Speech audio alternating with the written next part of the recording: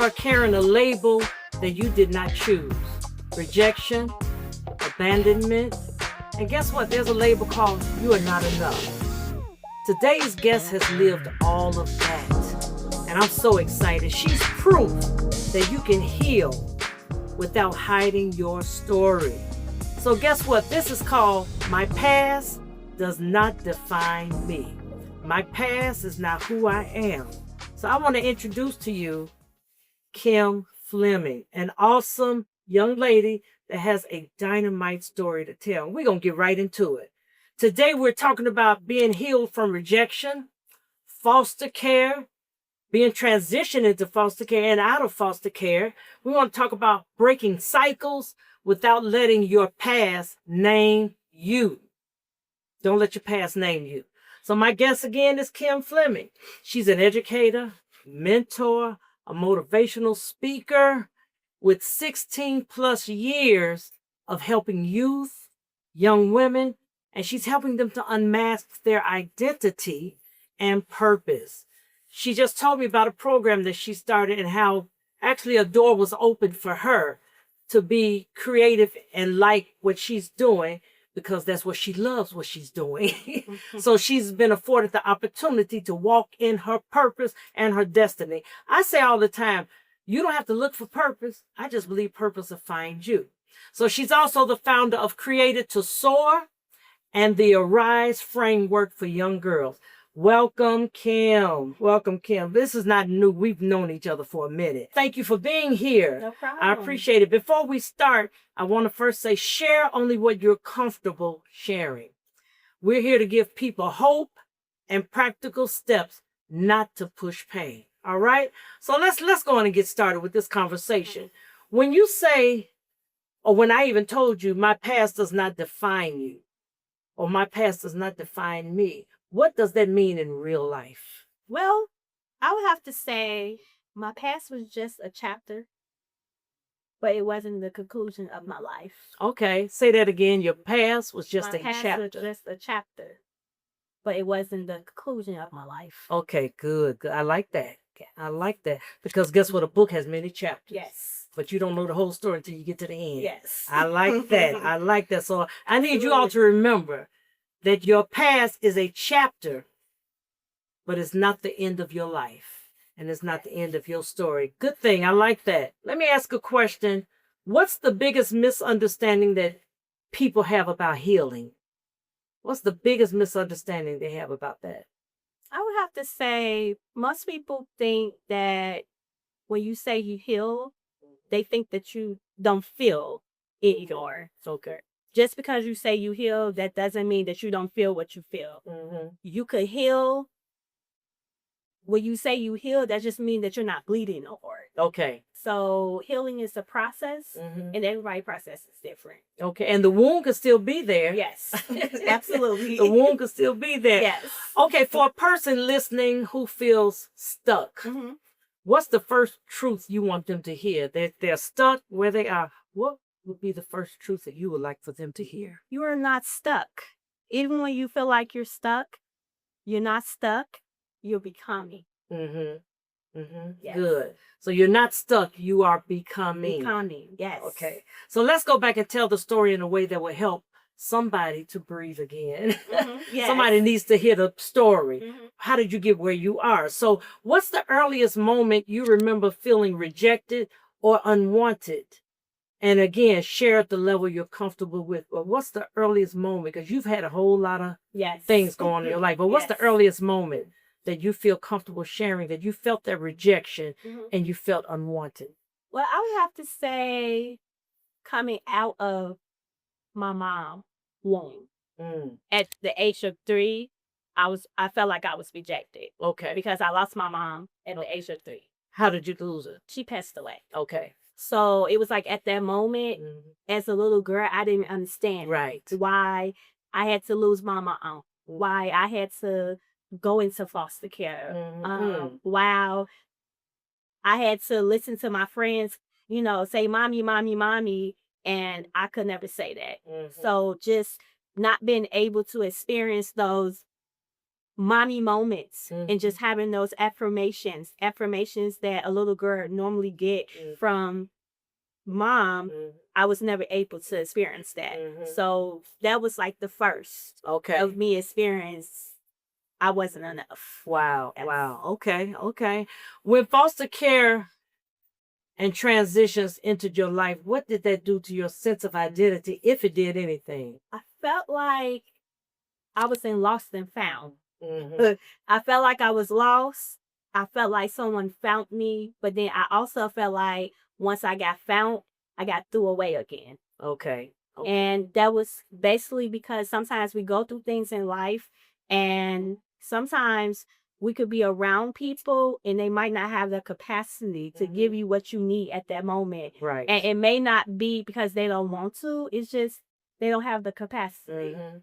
They don't have what it takes Yes. to deliver what you need. Exactly. I got you. What lie did you start believing about yourself because of that season? I would have to say the first one was I am not enough. That was the first one, because I never felt like I belonged in any place, any atmosphere. I never felt like I was safe. I never felt like I was secure. So that was the first lie. I am not enough. And as a young girl, when you feel like you're not enough, you begin to seek validation from people. You begin to seek attention, and you just begin to do things that you shouldn't do. But it's because you're trying to seek attention to kind of get what you want at that moment. So give us a little bit of the background in that season, what you were privy to, how that show up later in your life, in relationships and confidence, because you just said you didn't feel safe. So your safe space was not there. Right. So what are some of the things that you're comfortable with talking about that got you to that spot? What were some of the situations that took place? Because somebody out there is going through that. Somebody has been in foster care. Yeah. Somebody feel that they're unwanted, or they're dealing with rejection, or they don't have a safe space to be, or that some people don't know how to accept genuine love. Yes. You know, so they always think there's a back part to that. So just tell us about that season in your life. This is your time to just share what you want to share. So losing my mom at 3 months, not really knowing who my father was, being raised by my grandmother, and she took care of me and my sisters because I have 4 sisters. So she took care of us the best way that she could at that moment.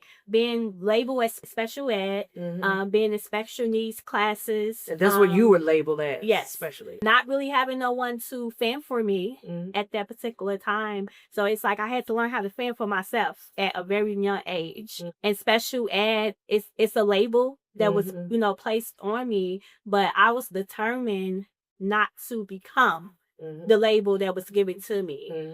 So with that being said, I went through a lot of struggles. I wasn't able to see, walk, or talk.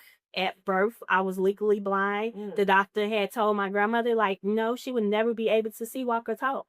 She would be wheelchair bound. So as a little girl, I was in a wheelchair up until like my 3rd grade year.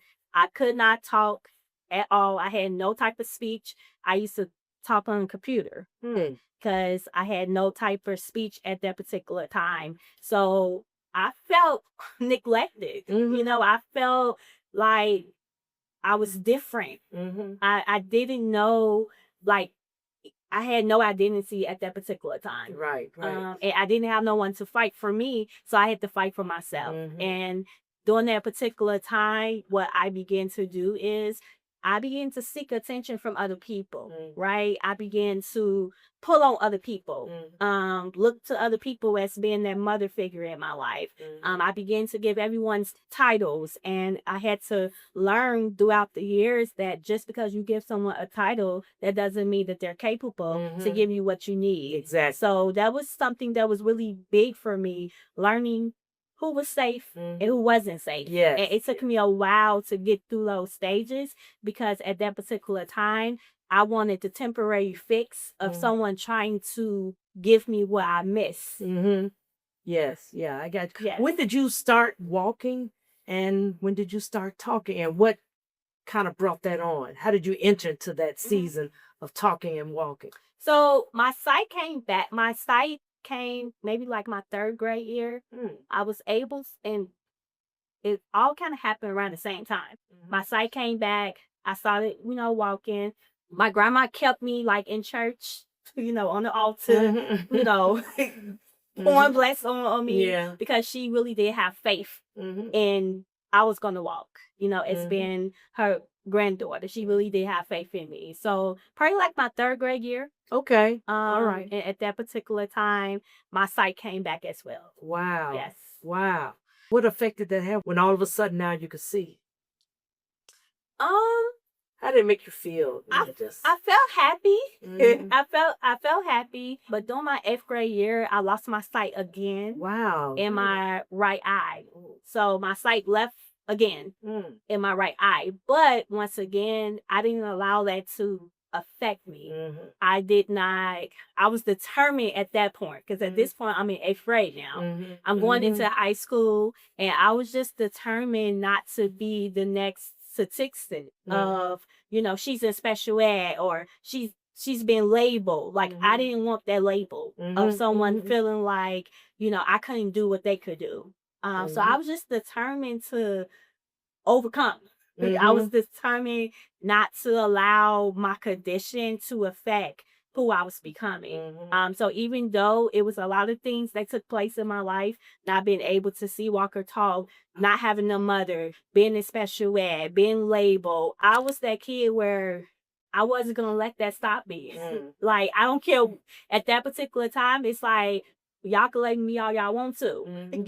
I was a leader even in high school. Yeah. I was running my freshman class in high school. The resilience that you had. Yes. It took that resilience, because everybody doesn't have it. Yes. And some things, I always say this, some things are learned behavior and some things are innate. Yes. Obviously, that strength that you had was innate. Because everybody didn't have that. Yes. But you were able to share, because if somebody has never gone through that, like, I was always able to walk until one particular year, and that was 7th grade, when I couldn't walk. But that's because I was diagnosed with rheumatoid arthritis, But to not be able to walk, talk, can't see, I can't imagine. I can't imagine. So you talk about basically a God-given identity. You talk about your resilience. How do you explain to someone who is faith curious or rebuilding faith? Maybe somebody that doesn't have that resilience, don't know even how to find it. How do you address that person? Because you already had it. It was innate. But maybe somebody that needs to learn it. Well, what I would say is the value of who you are is assigned to you. It's given to you by God. Okay. A lot of time we go searching for it, and we search for it in other people. And when God created us, He already knew who we was going to be. He already put a stamp of approval on our life. Right. So, like I say, God is already in the future, yes, waiting on you to get there. Yes. He's already, like you say, He's already been there. What's one thing that helped you separate what happened to you from who you are? I know it's several things, but there's one thing that can come to your mind that made you separate what happened versus who you have become. I would say purpose. I would say purpose, because in order for you to move forward, you have to be able to let go of the past. So my purpose, it stretched me beyond my past. And as I began to be scratched in purpose, I got so excited where I'm just like, okay, that was my past. Because I'm excited about the becoming and actually walking into my purpose. What's coming is better than what's been. Yes. Yes. Now, because this is a conversation for not just women, this is for men and women. We're all struggle some kind of way. Sometimes we think this just applies to women. No. I like to say this is a us conversation. This is us. We have young men that's struggling. We have boys that are struggling. We have women that are struggling. We have young girls that are struggling. So this is not just for women. So if someone says to you, Kim, I don't even know who I am anymore. I just don't know. Where do you start with them? If someone came to you and say, I just don't know who I am. I don't know where I'm going. I don't know what I'm to be. Where do you start with them? Well, the first thing I always have them to do is pause. Okay. Because a lot of time our language stop us from getting to our next. So I like to pause, and I also like to ponder when I hear someone say that they don't know who they are. Because typically it's not that you don't know who you are, it's somewhere down the line you have lost yourself. And it could be, the loss could be you have given yourself to so many people, places, and things where it's hard for you to go back and retract the pieces that you have given away. Yes, yes. So you have a foundation that you have called Created to Soar. Now, I know you focus on women, young ladies, girls, but I think that could be something that could be addressed to the male. Yes. All males. So what problems are you solving now? And I know we're focusing on the women as far as Created to Soar with you, but let's just put it overall. Okay. What problem are you going to solve for the human race? Female or male? Now, if you have something different for female, you could state that. If you have something different for male, because we are two different entities. We don't think alike, we don't walk alike, we don't talk alike. So, but what problem are you solving for people right now in Created to Soar? My number one, I would have to say identity. I mean, that goes for males and that also goes for young ladies. Helping our youth, our ladies, our men discover who they are.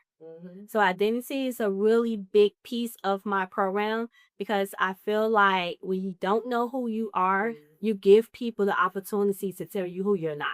Right. Okay. So you have to know who you are. Yes. And how does a person learn that? It's a self-discovery journey. So it's a journey. And it don't happen in a year of time. It takes time. It's a lifetime. It's like a treasure. It's like a treasure box. When you find something that's hidden, you have to open up the box. And as you begin to open up the box, you discover what's inside the box. Once you discover what's inside the box, it gives you the safety to hold on to it and value it. And I feel like that goes with us, humans. As we discover who we are, we learn to value. We value ourselves. That's more. right. And you don't discover who you are like that. You don't. It takes time. I'll be 69 and I'm still discovering stuff. You know what I'm saying? So sometimes we have to face reality of what does not feel so good. Yes. I always say life is like an onion. We're steady peeling layers off. Yes. And as we peel layers off, we're dapping our eyes because sometimes we cry. Yes. I did an illustration one time when I was speaking, and I had, I think, 4 people. Each of them had an onion. And one person just was peeling the onion, and they shed a little tear. Somebody else was peeling the onion. They shared a lot of tears. Then somebody else was doing the onion, but I had a container of cold water. Wow. Because when you dip that onion in cold water, and then you go to peel it, it doesn't affect you as much. So sometimes we're literally dipping our self in cold water to kind of cover it up, to kind of not admit, we kind of ignore what we're doing, what we're going through. We tend to ignore who we really are. Yes. And because you know why? Sometimes it hurts. Yeah. I didn't know that. So we pretend to be something that we're not. Yes. And I think that's the one thing that you really did and you're doing is that you're showing people to face reality of who you are. And not to be afraid to pull off the layers. Because healing, and as we know, when we're dealing with a wound, it's layers to it. So if it's layers to a wound, then it's layers to healing. And a lot of time we try to band-aid what we're really feeling instead of just peeling it off and actually getting to the root of the issue. And the root of the issue, I have found it to be identity. Yes, It I all goes agree. back to when a person don't know who they are, they have a hard time journeying through life. Yeah. I've had several. I had somebody hit me in a car, and then I had something else over here, and it reminds me of this was the last surgery I had on my wrist, and it's a scar there. But I remember the surgeon told me when I came home, says, I need you to go and as often as you can, rub it as hard as you can.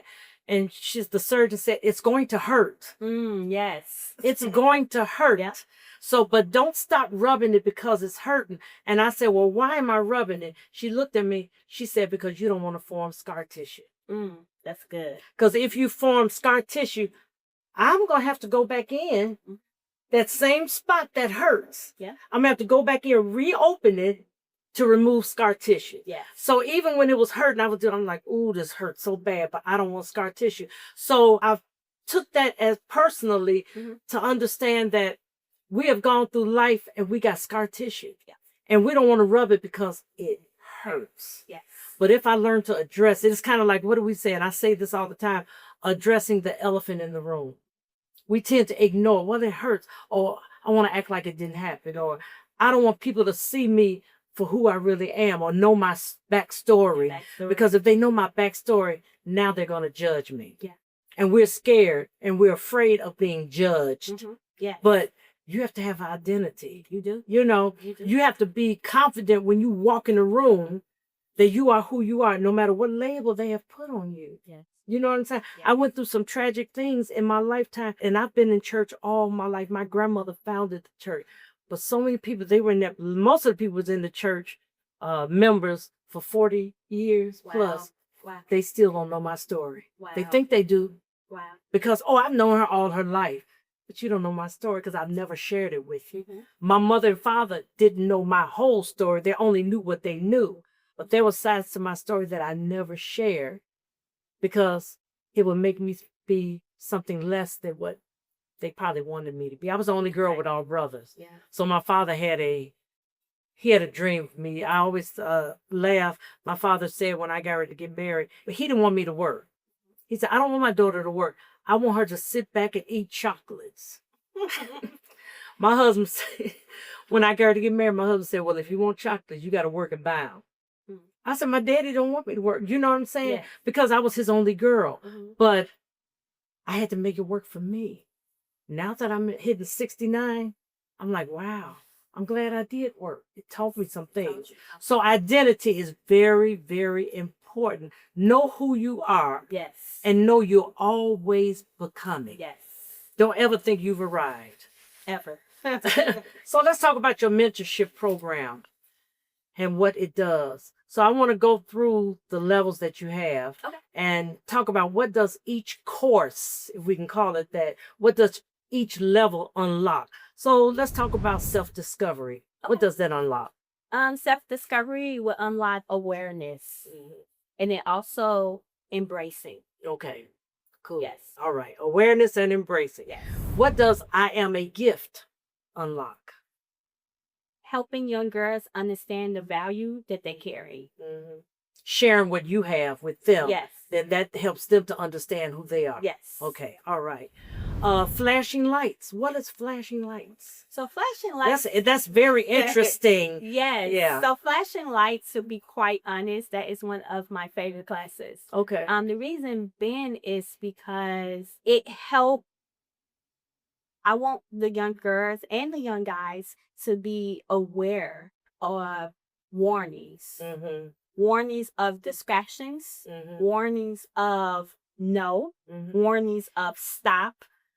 Warnings of slow down. Okay. So flashing lights is one of those classes where I love teaching it because it is a demonstration of what happens when we choose not to listen, and then when we also don't make the right decisions or choices in our lives. And it's like driving. Yes. You see flashing lights, it makes you aware something's going on. Yes. It piques your interest, Yes. you're like, okay, what's going on up there? Mhm. Whereas if you just see a red light, yellow light, green light, Yeah. it is what it is. What does the power of I am unlock? What does that look like? That's a mindset thing. Mhm. I often say that language is very important. Mhm. And if it start with our minds, but then it go down to your heart. And once it get to your heart, you're going to begin to speak it. Mhm. So if we could change the mindset, it would change our language. Mhm. And I just believe that the power of I am is just, it's simple. Mhm. When you know who you are, you could speak those things. Mhm. Even the moments where you unsure. Right. If you begin to speak affirmation, that becomes a part of your language. Mhm. And now that's what you're thinking. Exactly. It Yes. becomes who you are. Yes. And what do they say? Be careful what you say. Yep. Because you just might get it. Yes. I always say be careful what comes out of your mouth. Because Absolutely. we speak, I speak over my life. I remember a lady told me one time somebody talked to her and told her about I don't know what they said she had dementia, but her forgetfulness and whatever. And she said she was doing fine up until then. Yes. But because they spoke it to her, Mm-hmm. she began to forget. Yes. I said, that's why I tell people all the time, be careful who speaks over you. Yes. Words are powerful. Words are powerful. Yes. I did a launching one time, and it simply was called The Weight, WEIGHT, the weight of your words. Your words carry power. All right. And what does this unlock? And this is the last one. Girl, you got this. Well, that's just affirmation. Mhm. That is me giving our youth affirmation, speaking into their lives, encouraging them, letting them know that you're unstoppable. Regardless of what you go through, you are unstoppable. Yes, yes. Yes. Keep pushing, Yes. pressing, and persevering. That's what Right. I say. I want to do this as we kind of end it out. What should parents, schools, community leaders, you were teaching in the school system for 18 years. Yes. You just started out on your own thing, still working it, but in a different mindset, in a Yes. different space. Mhm. But what should parents, schools, community leaders stop doing and start doing? What should they stop? And then what should they start? If they want, and I want to talk to for girls and boys, if they want these youth to heal, what should they stop doing? And then what should they start? Well, I think that they should stop taking their voice away and allow them to speak out. And I think what we should start doing is creating those spaces and giving them those opportunities where we're pushing them to speak out. We're Right. pushing them to use their voice in a positive way. And we're not waiting until something happened tragic to hear from our young people. And I think that that's really important with working with young people, just creating that space and building up the core values where our young people know that they are valued, they are loved, and this space is safe. That's really important. Our young people, they just want to feel safe. Right. So if we could build those relationships with them where we letting them know that you are safe and we're empowering them at the same time, we could catch them. Yes. We could stop a lot of the killing and the violence that's going on in our community. And what they have to do is say to themselves, I will not lose my voice. Yes. Yes. Just keep saying, I will not lose my voice. So if you don't want to hear me, Yep. I will find some other way Absolutely. to express myself. Now finish this sentence.